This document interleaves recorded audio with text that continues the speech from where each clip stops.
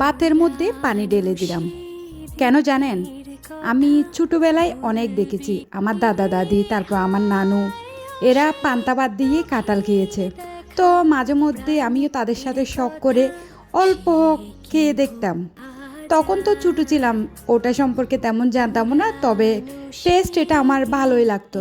তো এরপর থেকে আমি মাঝে মধ্যে যখনই কাঁঠালের সিজন থাকে, আমি এই খাবারটাতেও মাস্ট বি ট্রাই করি।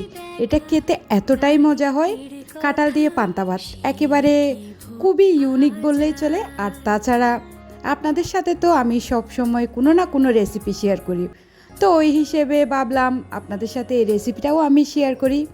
তবে জানাবেন আপনারা কে কে পান্তা ভাত দিয়ে কাঁঠাল দিয়ে খেয়ে থাকেন। আমি একদিন অবশ্যই স্মৃতি আপুর ভিডিওর মধ্যে দেখেছিলাম, উনিও পান্তা ভাত আর কাঁঠাল দিয়ে খাচ্ছিল।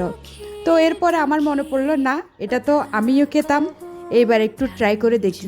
যদি একেবারে সত্যি রিভিউটা দিই তাহলে সেটা হচ্ছে পান্তা ভাত দিয়ে কাঁঠাল দারুণ মজা।